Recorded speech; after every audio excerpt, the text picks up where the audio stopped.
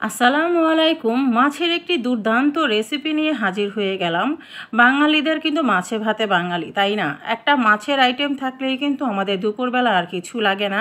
তো চলুন দেখে নেওয়া যাক কীভাবে আমি তৈরি করি।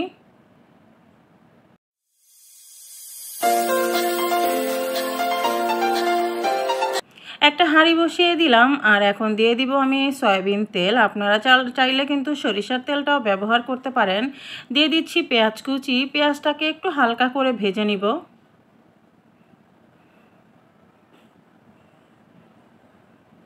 পেঁয়াজটাকে যখন হালকা করে ভাজা হয়ে যাবে সেই মুহূর্তে আমি কিছু মশলা অ্যাড করব।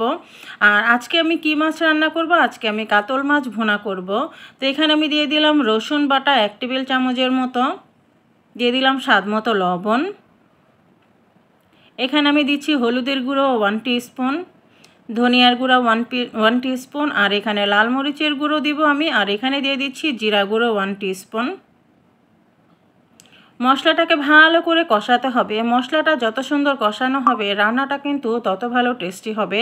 এখানে লাল মরিচের গুঁড়ো দিয়ে দিলাম 1 টেবিল চামচের মতো। একটু হালকা ঝাল ঝাল হলে কিন্তু খেতে ভালো লাগে। আর আজকে কিন্তু মাছটা আমি কষিয়ে রান্না করব, যেহেতু মাছটা আমার টাটকা, মানে আজকেই আমি কিনে নিয়ে এসেছি। আর টাটকা মাছটা কিন্তু এভাবে ভুনা করলে বেশি টেস্টি হয়। আপনারা চাইলে কিন্তু ভেজেও রান্না করতে পারেন, কিন্তু ভাজা মাছ ভুনার একরকম টেস্ট, আর এইভাবে তাজা মাছটা এইভাবে করে কষিয়ে ভুনা করার টেস্টটা কিন্তু একটু আলাদা হয়। মাছটা কিন্তু খুবই ভালো লাগে খেতে। আমার মতো এভাবে আপনারা করে দেখবেন। ভাজা মাছের থেকেও কিন্তু এভাবে খেতে বেশি ভালো লাগবে যদি মাছটা টাটকা হয়। আর যদি মাছটা ফ্রিজের থাকায় তাহলে সেক্ষেত্রে আপনারা ভেজেও করতে পারেন। যেহেতু মাছটা টাটকা ছিল আর আমি আস্ত একটা কাতল মাছে কিন্তু এখানে রান্না করেছি মাথা থেকে লেজ পর্যন্ত। মাছটা একটু কষিয়ে আমি ঝোলের পানি দিয়ে দিলাম। বাঙালিদের কিন্তু মাছ হলে আর কিছুই লাগে না। মাছ খেতে বেশি পছন্দ করে বাঙালিরা। মাছে ভাতে বাঙালি এই জন্যই কিন্তু আমাদের এই উপাধিটা দেওয়া হয়েছে। আমরা দুপুরবেলা এরকম একটা মাছের আইটেম যদি থাকে, 1 প্লেট ভাত কিন্তু আমাদের অনায়াসে হয়ে যায়, আর কিছুই কিন্তু আমাদের লাগে না।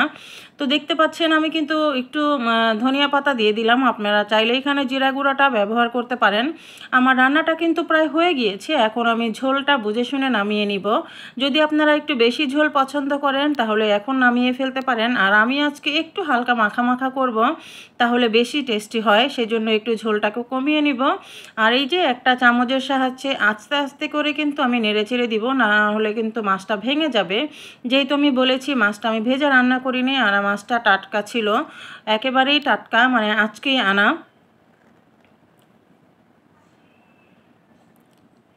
ঝোলের পানিটা কমে গেলেই কিন্তু আমার মাছ রান্নাটা একেবারেই হয়ে যাবে। দেখতে পাচ্ছেন আমি এইভাবে নামিয়েছি। আজকের রেসিপিটা যদি আপনাদের ভালো লাগে, আর যারা আমার ফেসবুক পেজ থেকে দেখছেন তারা কিন্তু চাইলেই আমার ফেসবুক পেজটাকে ফলো করে দিতে পারেন। আর যারা ইউটিউব চ্যানেল থেকে দেখছেন তারা চাইলেই আমার চ্যানেলটাকে সাবস্ক্রাইব করে আমার পাশে থাকতে পারেন। সবাই ভালো থাকবেন। আল্লাহ হাফেজ।